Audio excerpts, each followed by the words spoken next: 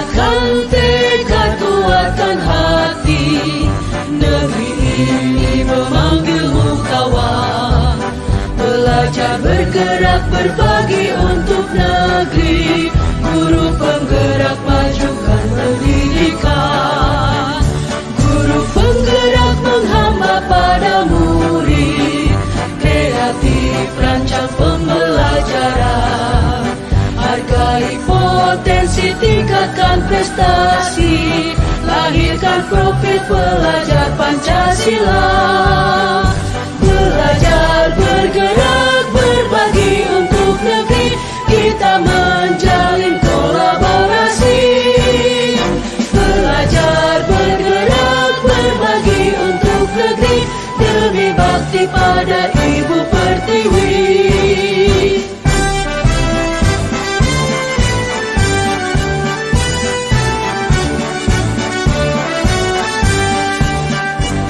Bulatkan tekad, kuatkan hati, negeri ini memanggilmu kawan.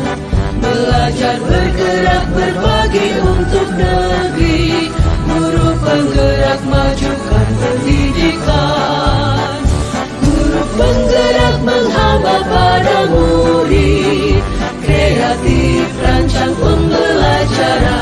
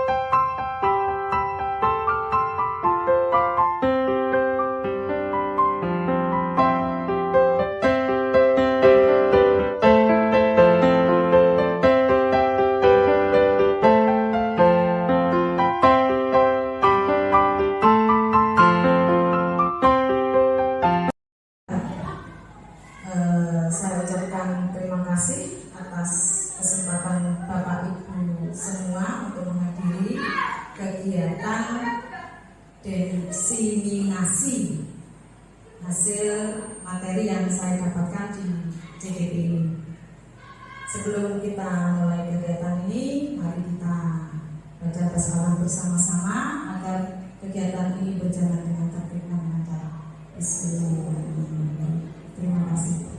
Sebelumnya yang terhormat Ibu Kepala SDN Ketapang 3, yang terhormat Bapak Ibu Guru SDN Ketapang 3 yang berbahagia. Pertama-tama mari kita panjatkan puji syukur kehadirat Allah Subhanahu wa taala karena pada hari ini kita bisa berkumpul di sini dalam keadaan sehat walafiat. Sholawat serta salam selalu tercurahkan pada junjungan kita Nabi besar Muhammad sallallahu alaihi wasallam. Baiklah Bapak Ibu, ini adalah tugas saya dari guru penggerak untuk menyampaikan materi budaya positif kepada Bapak Ibu semua agar panjenengan tahu apa sih budaya positif yang harus kita terapkan di sekolah kita.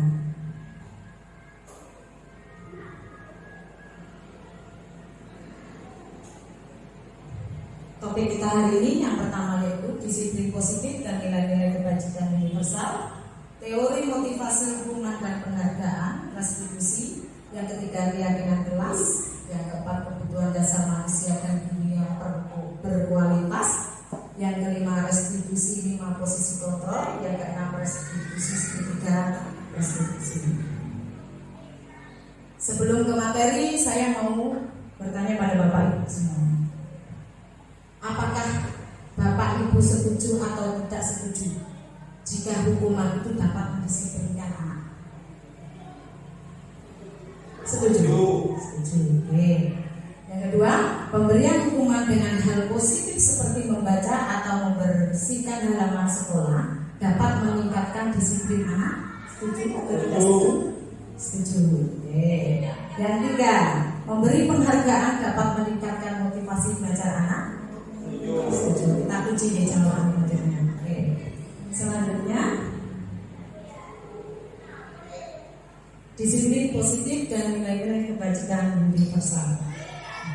Yang pertama, coba kita praktekkan. Bayangkan panjenengan punya sesuatu yang berharga dalam genggaman panjenengan. Bayangkan panjenengan punya sesuatu di genggaman. Kemudian teman sebelah Anda ingin membukanya. Apa yang terjadi? Kira-kira apa? Tidak dikasihkan. Terus? Ada lagi? Mengapa kok tidak dikasihkan? Karena barang berharga. Ibu pinter. Perubahan paradigma teori kontrol atau teori pilihan ilustrasi kontrol. Ilusi guru mengontrol murid. Ilusi bahwa kritik dan membuat orang merasa bersalah itu dapat menguatkan karakter. Kemudian ilusi bahwa semua penguatan positif efektif dan bermanfaat. Yang terakhir, ilusi bahwa orang dewasa itu memiliki hak untuk memaksa. Kita harus merubah itu. Kita merasa kita bisa mengontrol anak. Seperti panjenengan tadi dalam genggaman, jenengan punya sesuatu yang berharga. Siapa yang bisa membuka itu? Diri kita sendiri ya yang punya. Diri kita sendiri. Sama dengan anak-anak. Kita nggak bisa mengontrol anak. Oh kamu harus begini, oh kamu harus begini. Nggak bisa, karena dia yang mengontrol dirinya sendiri hanya dia. Kita sebagai guru itu hanya menuntun, mengarahkan, bukan mengontrol. Jadi jawaban tadi kita dapat mendisiplinkan anak dengan cara hukuman. Tidak bisa. Itu memaksa anak. Karena sama seperti genggaman kita punya sesuatu, dibuka orang lain, tidak boleh, ini milikku. Sama anak itu juga begitu, dia punya kontrol sendiri. Jadi bukan guru yang mengontrol, tapi dirinya sendiri. Kita tidak bisa memaksa anak. Orang dewasa tidak bisa memaksa, karena mereka punya pilihan sendiri. Mereka punya potensi sendiri, punya minat sendiri. Mereka punya cara sendiri. Hanya saja kita bisanya menuntun atau mengarahkan, itu saja. Oh, kamu harus begini, tidak bisa. Kalau dia tidak mau, akhirnya lain kan arahnya. Gitu. Perubahan paradigma stimulus respon, teori kontrol atau teori pilihan. Siapa sesungguhnya yang memiliki kontrol? Kalau stimulus respon, kita mencoba mengubah orang agar berpandangan sama dengan kita. Kalau teori kontrol atau pilihan, kita berusaha memahami pandangan orang lain tentang dunia. Kemudian perilaku buruk dilihat sebagai suatu kesalahan. Semua perilaku itu memiliki tujuan. Anak melakukan sesuatu pasti ada tujuannya. Kenapa kamu mukul temanmu? Pasti ada tujuannya. Karena saya diganggu, karena saya dipukul, karena saya marah. Pasti ada tujuannya. Jadi kita nggak boleh jangan. Kita tanya dulu, kenapa? Tapi memang sulit ya. Antara teori dan praktek itu tidak sama, betul. Kemudian orang lain bisa mengontrol saya. Untuk teori kontrol hanya Anda yang bisa mengontrol diri Anda, hanya kita. Hanya kita yang bisa mengontrol diri kita sendiri. Kemudian saya bisa mengontrol orang lain, Anda tidak bisa mengontrol orang lain. Pemaksaan ada pada saat bujukan gagal. Untuk teori kontrolnya, kolaborasi dan konsensus menciptakan pilihan-pilihan baru. Kemudian model berpikir menang kalah. Kalau di teori kontrol, model berpikirnya menang-menang, sama-sama menang-menang.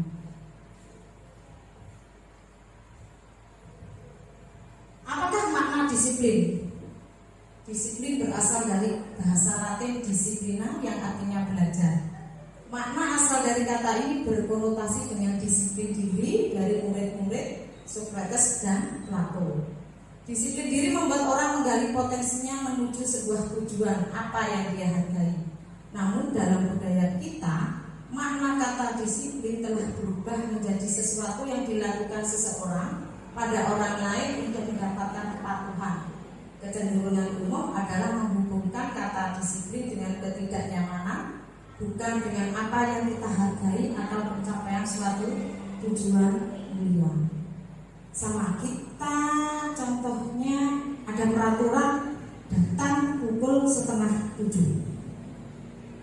Tapi setiap hari kita telat pukul 7 baru datang di sekolah. Itu karena peraturan. Kita disiplinnya karena terpaksa. Tapi kalau kita buat keyakinan, kesepakatan, di situ kita akan berangkat dari hati. Oh, aku 6:30 harus ada di sekolah. Karena itu sudah kesepakatan saya. Jadi bukan karena hal terpaksa atau karena hal mematuhi sesuatu, tapi atas keyakinannya sendiri. Nilai-nilai kebajikan universal. Nilai-nilai kebajikan adalah sifat-sifat positif manusia yang merupakan tujuan mulia yang ingin dicapai setiap individu. Nilai-nilai tersebut bersifat universal dan lintas bahasa, suku bangsa, agama maupun latar belakang. Setiap perilaku atau perbuatan memiliki suatu tujuan. Dengan mengaitkan nilai-nilai kebajikan yang diyakini seseorang, maka motivasi intrinsiknya akan terbangun sehingga menggerakkan motivasi dari dalam untuk dapat mencapai tujuan mulia yang diinginkan. Nilai-nilai kebajikan yang ingin dicapai oleh setiap anak Indonesia kita kenal dengan profil belajar Pancasila. Ini profil belajar Pancasila: beriman, bertakwa kepada Tuhan Yang Maha Esa dan berakhlak mulia. Yang kedua, mandiri. Tiga, bernalar kritis. Yang keempat, berkebinekaan global. Yang kelima, bergotong royong dan kreatif. Ini anak-anak yang kita cetak sekarang. Mereka harus memiliki karakter dari profil pelajar Pancasila. Kita harus membudidayakan dari profil pelajar Pancasila. Saya kira di kelas 1 dan 4 sudah mulai ya. Tapi itu bisa diterapkan di kelas yang lain. Belajar dari sekarang. Sebenarnya masih kelas 1 dan kelas 4 sekarang.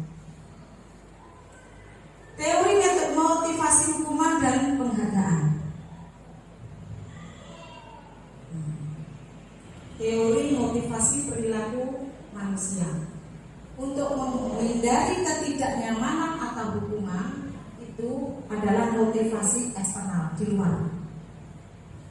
Kemudian untuk mendapatkan imbalan dari orang lain, hadiah, penghargaan, itu juga motivasi eksternal dari luar. Sementara untuk menghargai diri sendiri itu adalah motivasi internal, tujuan disiplin positif. Jadi kalau kita buat keyakinan di kelas, kita membuat kesepakatan bersama anak-anak berdasarkan keyakinan mereka, insya Allah akan berhasil dibanding dengan peraturan. Kalau peraturan itu dalam pikiran kita kan mesti, oh aku butuh patuh, oh aku harus begini, oh aku harus begini. Tapi kalau dalam keyakinan kelas, dia sudah membuat keyakinan sendiri. Kalau aku tidak melakukan ini, akibatnya ini. Kalau aku tidak mengerjakan tugas, oh aku nanti akibatnya ini. Dia sudah tahu. Beda dengan peraturan. Tidak mengerjakan tugas, tidak dapat nilai. Akhirnya kita memaksa. Anak akhirnya apa? Melakukan sesuatu karena terpaksa dari eksternalnya, bukan dari internalnya, bukan dari motivasi internal.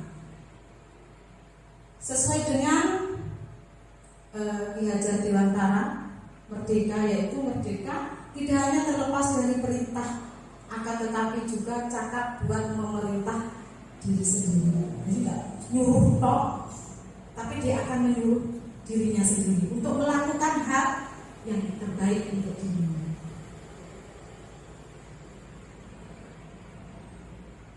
Dihukum oleh penghargaan. Kadang kita berpikir dengan memberi penghargaan, kita memberi motivasi pada anak. Tadi kan dengan setuju ya. Padahal itu bisa menghukum bagi diri anak. Boleh kita memberi penghargaan, bukan kita tidak boleh. Contohnya, oh kamu dapat nilai 100, tak kasih coklat. Boleh. Tapi di saat-saat tertentu.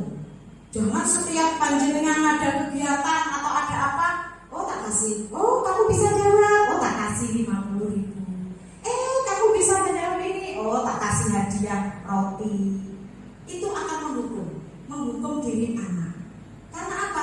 Mereka akhirnya sedikit kulit, aku tidak tahu dikit. Dia dihukum oleh penghargaan. Boleh, bukan berarti kita tidak boleh ngasih penghargaan. Bukan. Boleh, sewajarnya saja. Karena ini sangat berpengaruh pada jangka pendek dan jangka panjang. Penghargaan itu menghukum, penghargaan mengurangi ketepatan, penghargaan tidak efektif, penghargaan merusak hubungan. Maksudnya merusak hubungan apa? Antara teman yang satu dengan teman yang lain. Akhirnya iri-irian. Iku loh sering ngomong hadiah, aku loh atau tidak itu. Apakah anak yang nggak bisa sama sekali dia tidak berhak mendapat hadiah? Tidak. Mereka pasti punya potensi yang tidak kita ketahui. Jangan pernah berkata anak itu bodoh, salah.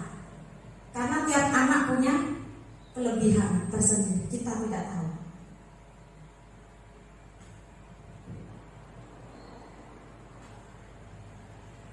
Dihukum oleh penghargaan itu, penghargaan menurunkan kualitas, penghargaan mematikan kreativitas, kemudian penghargaan mengurangi motivasi intrinsik.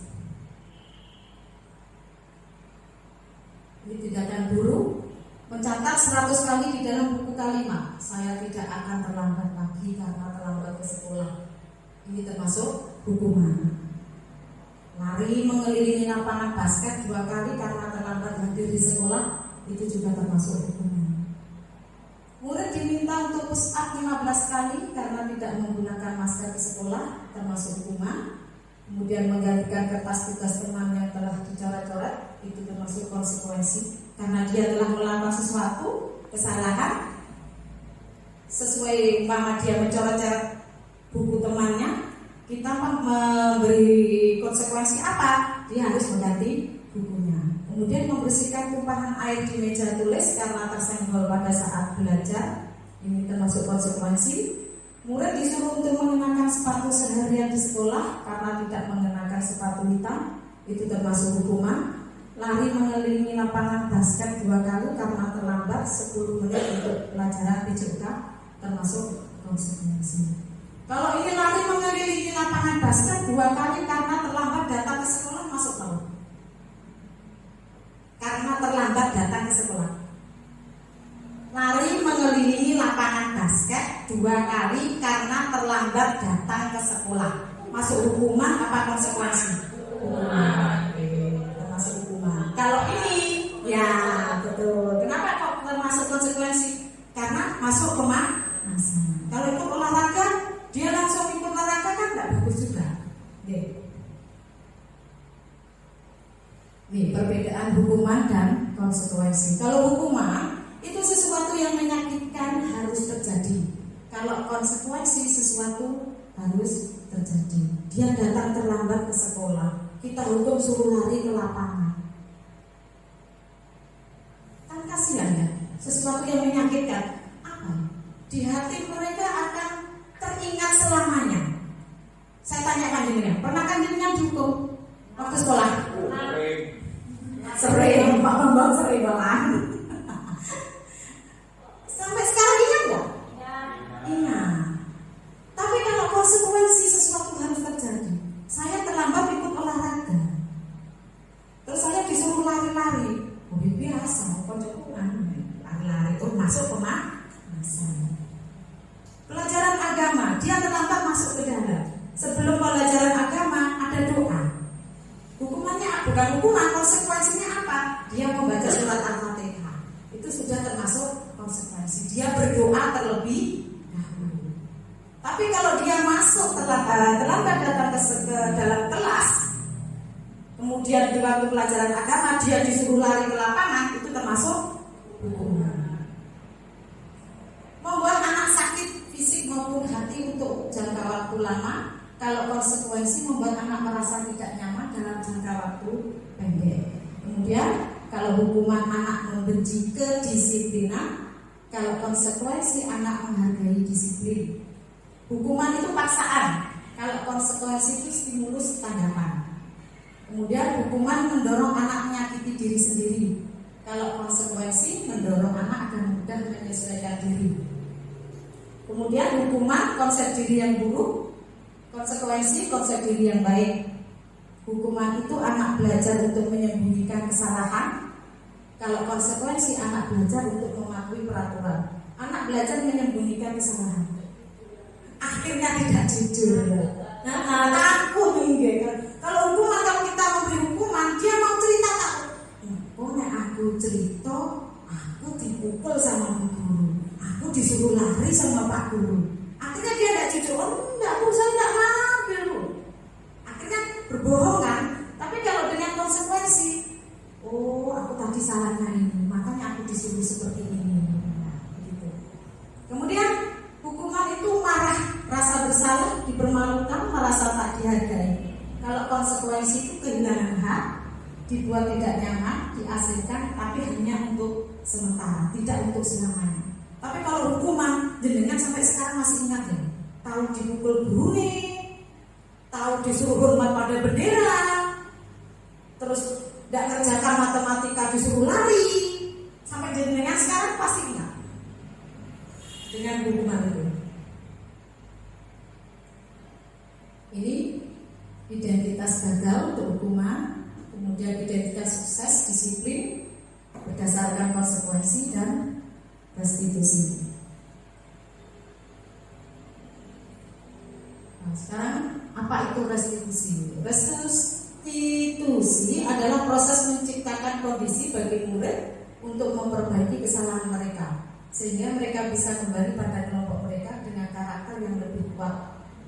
Restitusi juga merupakan proses kolaboratif yang mengajarkan murid untuk mencari solusi untuk masalah mereka dan membantu murid berpikir tentang orang seperti apa yang mereka ingin jadi tujuan mulianya dan bagaimana mereka harus memperlakukan orang lain berdasarkan Goshen tahun 2004. Ini 9 ciri-ciri restitusi. Yang pertama, bukan untuk menebus kesalahan, namun untuk belajar dari kesalahan. Yang kedua, memperbaiki hubungan. Yang ketiga, tawaran bukan paksaan. Yang keempat, restitusi menuntun untuk melihat ke dalam diri. Yang kelima, restitusi mencari kebutuhan dasar yang mendasari tindakan. Yang keenam, restitusi diri adalah cara yang paling baik. Yang ketujuh, restitusi fokus pada karakter bukan tindakan. 8. Restitusi fokus pada solusi. 9. Restitusi mengembalikan murid yang berbuat salah pada kelompoknya. Ini keyakinan kelas. Ini perlu kita terapkan di kelas kita masing-masing. Mengapa tidak peraturan saja? Mengapa harus keyakinan kelas? Mengapa kita memiliki peraturan harus menggunakan helm bila mengendarai kendaraan roda 2?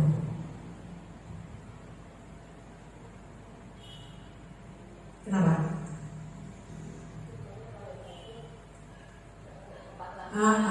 Untuk keselamatan. Karena kita tahu tujuannya adalah untuk keselamatan.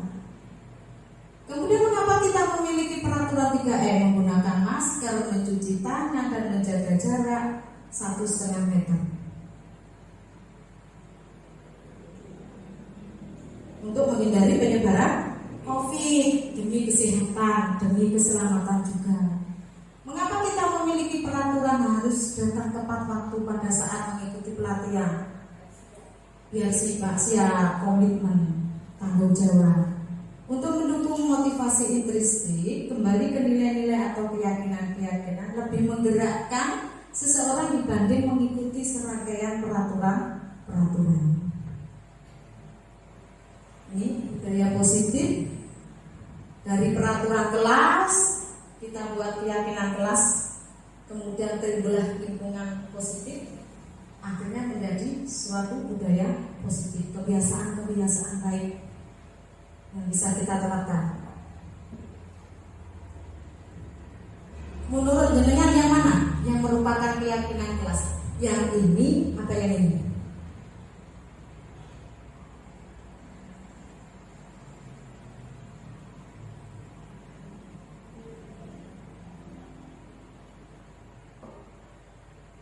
Yang mana?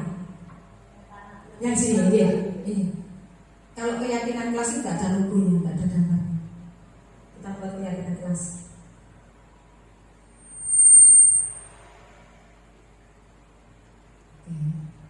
Ini kalau peraturan selalu kembalikan buku ke tempatnya. Keyakinan kelasnya apa? Tanggung jawab. Dilarang mengganggu orang lain. Keyakinan kelasnya menghormati orang lain. Hadir di sekolah 15 menit sebelum pembelajaran dimulai. Keyakinan kelas menghormati orang lain, berkomitmen. Dilarang melakukan kekerasan. Keyakinan kelasnya keselamatan, menghormati orang lain.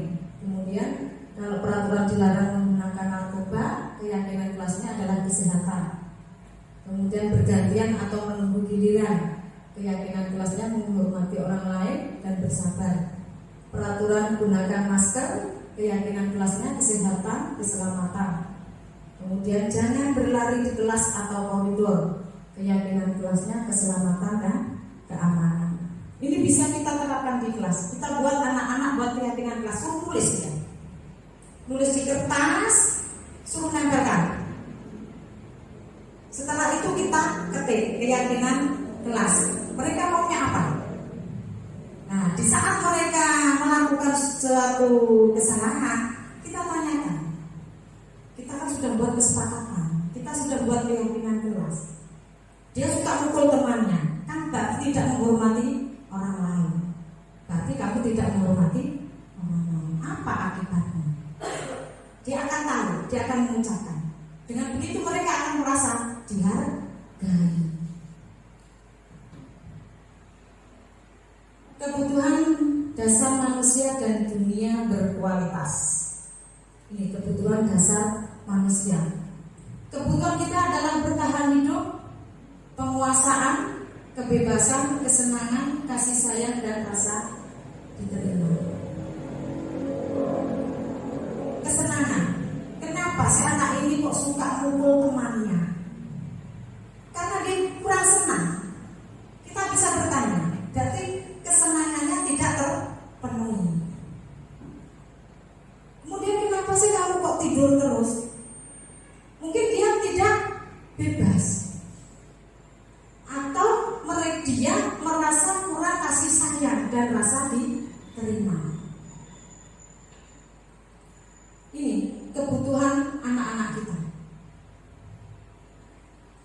Mengapa dia suka mengganggu temannya? Kenapa dia kok nggak mengerjakan tugas? Kenapa kalau kita mengajar kok dia tidur? Kenapa dia kok sering usil sama temannya? Karena kebutuhan dasarnya tidak terpenuhi. 5 posisi kontrol. Nah, ini agak sulit juga kita terapkan karena kita itu kadang kalau sudah menghadapi anak yang unik, kadang gergeten ya. Sabarnya itu mulai kendor. Untuk mengarah ke 5 posisi kontrol ini, menurut jenengan, raba diri sendiri, coba jenengan itu ada di posisi mana? Di posisi penghukum, pembuat orang merasa bersalah, di posisi teman, pemantau, atau di posisi manajer? Apa kok introspeksi diri? Di posisi mana?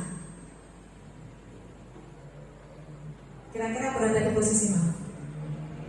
Selama jenengan mengajar. Gimana Pak Mbak? Hah? Jenengan berasa berada di posisi manajer. Terus ada lagi? Selama ini loh ya.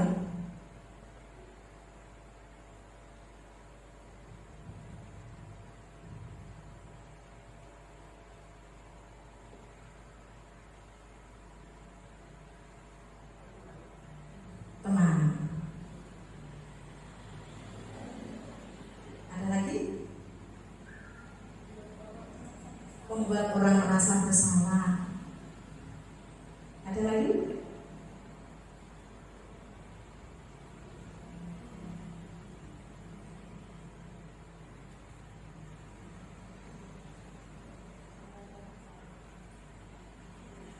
Iya, kadang kita tuh di posisi ini 1, 2, 3 tanpa kita sadari. Kalau ini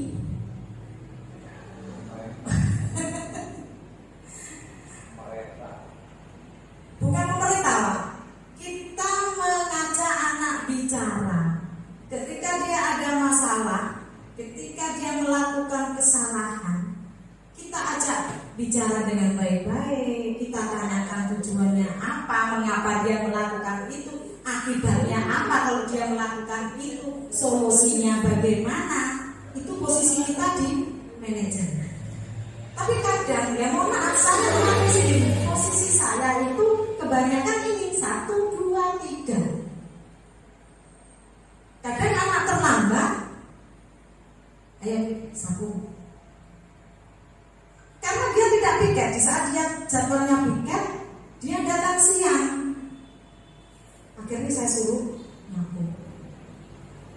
Kadang kita juga berada di posisi teman, kadang ngajak ngobrol-ngobrol. Sebenarnya yang diharapkan itu guru berada di posisi manajer ini. Karena apa? Anak sekarang itu beda dengan anak yang dulu. Mereka kadang kita kerasi tambah tantang, suwe-suwe boleh tambah tergetam. Kemarin saya mencoba menerapkannya, tapi memang ya nggak bisa langsung tuh ya nggak bisa. Cuma belajar dari sekarang. Jangan. Ya itu karena keanekaragaman anak-anak kan. Makanya kita berusaha berada di posisi manajer. Kita tanyakan dulu, anak ini kok sering nangis di sekolah, kenapa? Komunikasikan dengan orang tua. Kita ajak ngobrol, kita ajak anak itu berdiskusi. Itu posisi manajer. Bukan langsung ya posisi teman. Itu sama dengan menghardik. Akhirnya anak kan isu dimarahin gitu. Tapi kita harus, memang sulit, cuma kita harus belajar dari sekarang. Ini untuk mengarahkan ke siswa atau murid yang memiliki karakter profil belajar Pancasila. Akhirnya mereka tidak takut untuk berkreasi. Mereka tidak takut untuk bernalar kritis, kreatif, mandiri.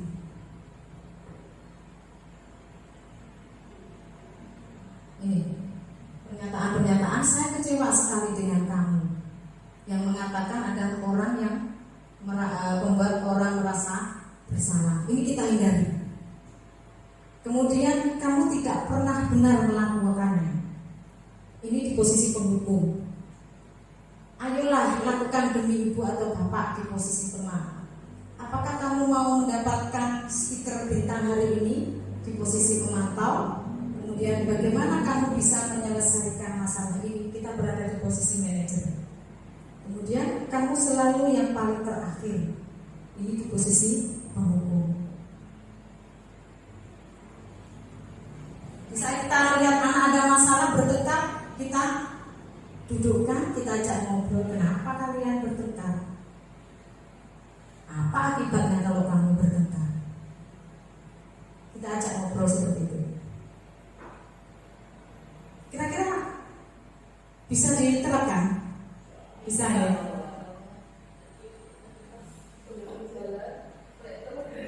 Gimana?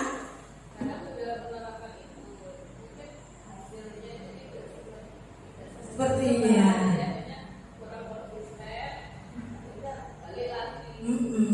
bisa. Sebenarnya kita pernah melakukannya, tapi tidak maksimal. Kadang namanya manusia kan ono mute, ono ndak mute kan. Kondisi di rumah kadang ada guru, kondisi di rumah lagi ndak enak, dibawa ke sekolah, ketepaan muridnya melakukan kesalahan. Akhirnya dibuka di posisi manajer lagi, sudah bisa-bisa di penghukum karena yoga itu tadi lah. Posisi seperti ini kita harus bisa menempatkan diri di mana kita berada. Di saat bersama anak-anak ya masalah di rumah hilang sudah. Kita di sekolah ya enjoy saja sama anak-anak. Untuk masalah di rumah kita tinggal dulu. Nanti kalau pulang kita lanjutkan lagi di rumah. Kalau bisa. Ini segitiga restitusi. Yang pertama bisa menstabilkan identitas, menanyakan keyakinan, kemudian validasi kebutuhan. Untuk menanyakan keyakinan, nilai-nilai apa yang telah kita sepakati. Terus kamu ingin menjadi orang seperti apa? Kemudian menstabilkan identitas. Setiap orang pasti pernah melakukan kesalahan. Ini yang bisa kita ucapkan. Kamu bukan satu-satunya yang pernah melakukan ini. Kemudian divalidasi kebutuhan. Kamu tentu punya alasan mengapa melakukan itu. Adakah cara yang lebih efektif untuk mendapatkan apa yang kamu butuhkan? Contohnya ada anak mengambil makanan temannya. Kira-kira kebutuhan dasar apa yang dia butuhkan sih, yang tidak terpenuhi? Dia ngambil makanan temannya, tidak diberi sangu, berarti bertahan hidup.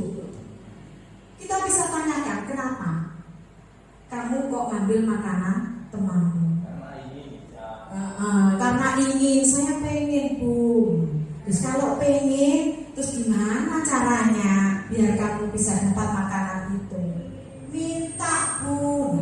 Kalau minta harus izin dulu, tidak boleh mengambil.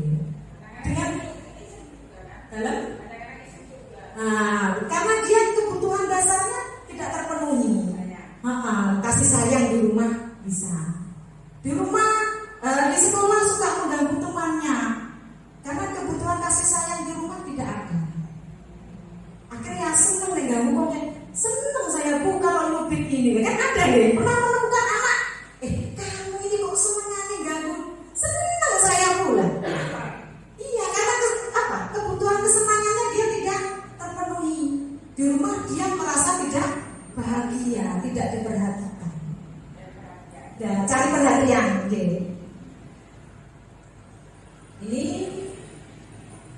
menstabilkan identitas, kemudian validasi kebutuhan. Guru berkata, kamu bisa saja kan melakukan hal yang lebih dulu, tapi kamu tidak melakukannya kan? Kamu pasti punya alasan mengapa melakukannya. Apa yang penting bagi kamu? Kamu boleh tetap berusaha menjaga sikap itu, tapi tambahkan sikap yang lain yang baru. Maukah kamu belajar cara lain untuk mendapat yang kamu butuhkan tanpa harus memukul? Apakah kamu bisa melakukan dengan lebih baik besok lagi? Ini validasi kebutuhan.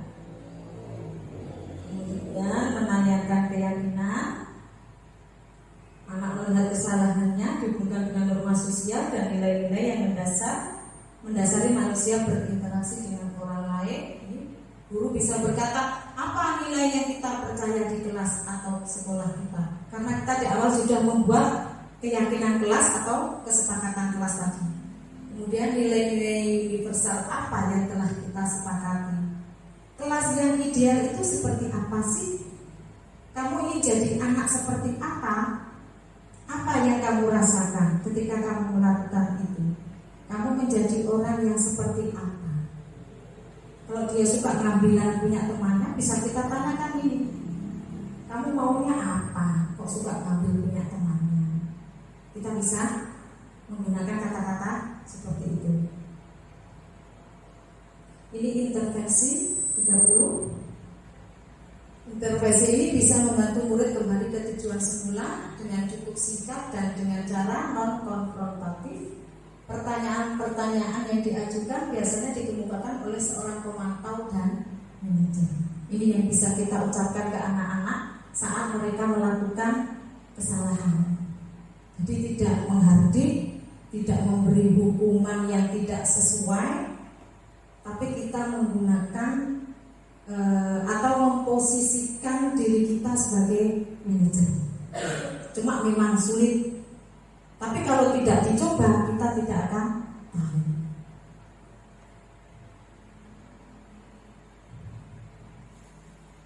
Nah, Bapak Ibu, ini praktek baik saya di saat saya memposisikan diri saya sebagai manajer. Monggo kita simak bersama ya.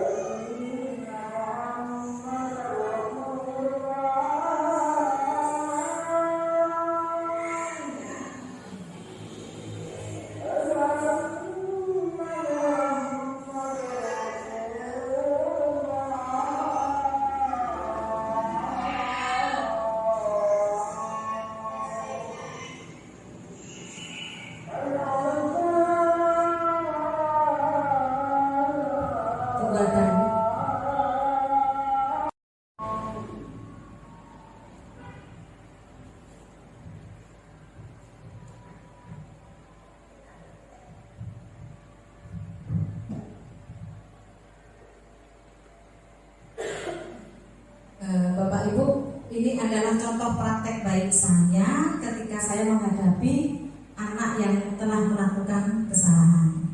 Nah, si Rama itu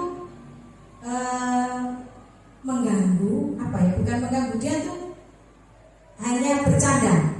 Di saat itu saya tanya, kenapa kamu kok ganggu Fahrul, ngambil makanannya Fahrul?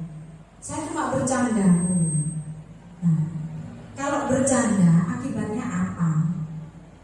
Kita ajak ngomong seperti itu. Dia tahu kalau bercanda itu akibatnya bisa membuat bertengkar orang lain. Nah, padahal niatnya itu hanya bercanda. Di sini kebutuhan dasar yang tidak terpenuhi oleh Rama apa? Kesenangan, kesenangan. Senang ganggu. Dia tahu juga apa akibatnya kalau dia bercanda berlebihan. Ya untung saja Fahrulnya tidak mukul. Kemudian kita juga bisa bertanya atau memberi penguatan bahwa semua orang itu pernah melakukan kesalahan. Dan dia akan tahu apa sih akibatnya, apa yang harus, bagaimana solusinya kalau dia melakukan kesalahan. Ini adalah praktek baik saya. Mungkin Bapak Ibu pasti akan menemui hal-hal seperti ini di kelas masing-masing, pasti ada. Monggo kita budayakan atau kita belajar memposisikan kita sebagai manajer. Oke, terima kasih. Mungkin ada yang mau ditanyakan, monggo. Tidak ada.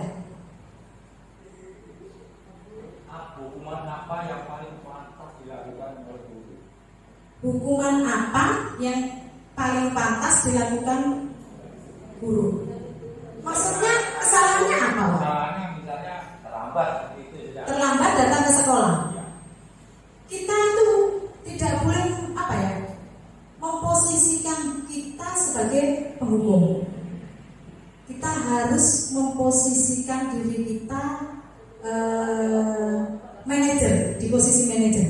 Kita ajak ngobrol, kita panggil. Di saat dia terlambat, kita ajak omong-omongan. Kenapa kamu terlambat? Tidak lebih baik seperti teman. Teman itu hanya sementara kan, Pak? Apa yang membuat anak merasa kayak apa ya bahasanya?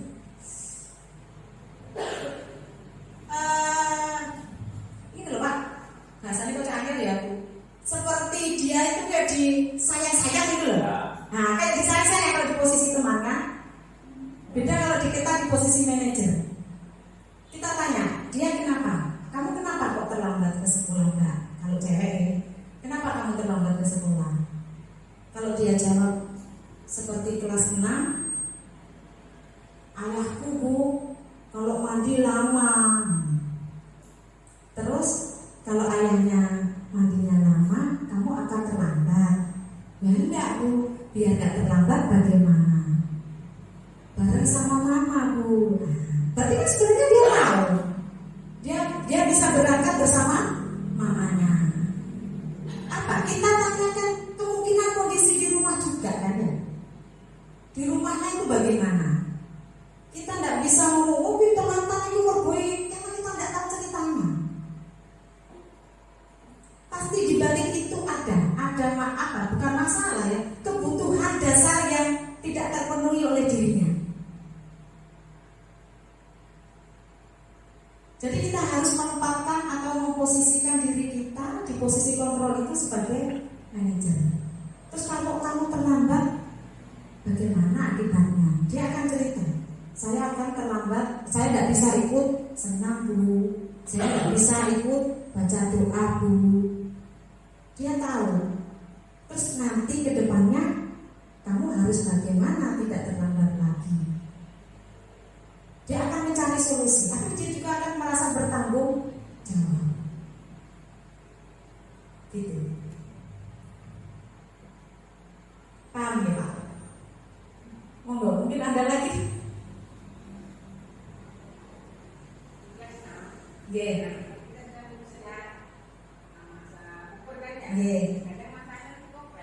Nggih, betul. Ibadahnya masalah keluarga saja atau teman, bahkan masalah dia sendiri. Kadang-kadang kan bawa sekolah. Nggih. Gimana cara mengatasi? Untuk anak yang seperti itu, kita ajak komunikasi itu. Sebentar ya. Posisi teman. Kata-kata yang kita ucapkan kan beda antara teman dengan manajer. Di sini ada ayo lambak, ojo tukaran tok lambak, tak seakan buku rutang. Kayak gitu baru kita di posisi teman. Tapi kalau kita di posisi manajer, kenapa kamu? Ada apa? Terus kalau dia cerita masalahnya di rumah, kita komunikasikan juga dengan orang tua. Orang tua kita ajak ngobrol juga. Kita cerita. Dengan begitu kan aslinya ada komunikasi antara anak, guru, dan wali murid. Berarti mereka takut untuk dibedakan dari orang tua. Biasanya lebih terbuka Pada guru nih. Apa ya? Pinter-pinternya guru lah mengolah kata dengan wali murid. Tapi kita nggak boleh langsung, anaknya sampai lo ini. Kita biarkan orang tua itu kalau kita bisa manggil orang tua, biasanya ada apa bu anak saya kenapa? Nggak apa, saya cuma pengen tahu gimana putranya jenengan di rumah. Biarkan dia cerita. Kalau sudah wali murid itu cerita, baru kita, nah itu. Mungkin seperti itu kalau menurut saya nih. Yang pertama itu memang komunikasi.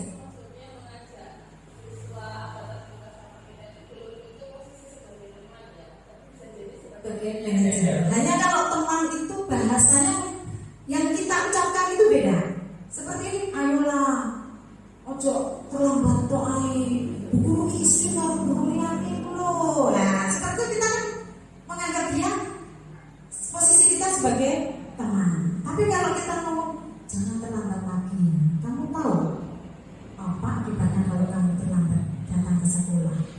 Terus kira-kira biar nggak terlambat bagaimana? Nah, itu menumbuhkan dia untuk bertanggung jawab juga. Dia merasa dihargai. Oh, aku dijak ngomong-ngomong ya dulu. Oh, ibu pengen ngerti aku.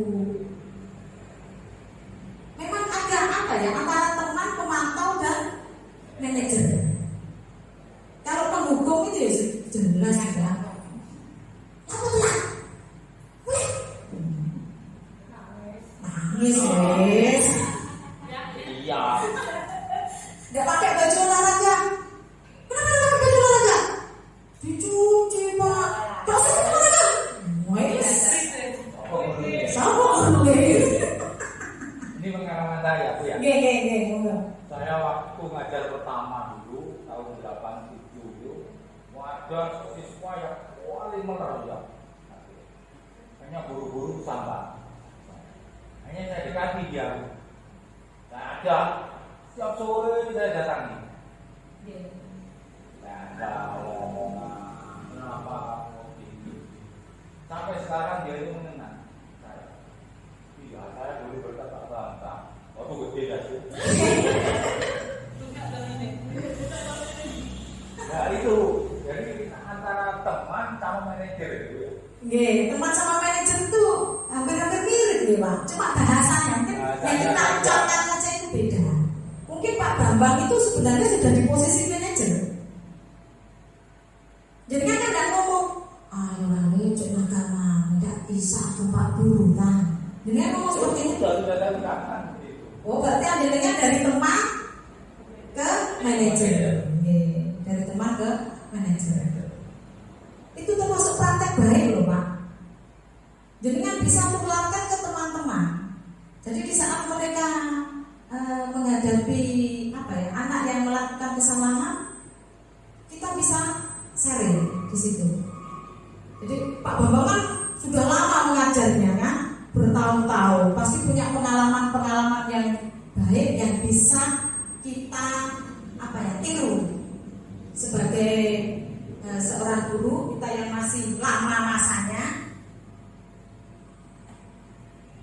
dan itu bisa kita terapkan di kelas atau di sekolah kita. Kalau budaya positif ini sudah kita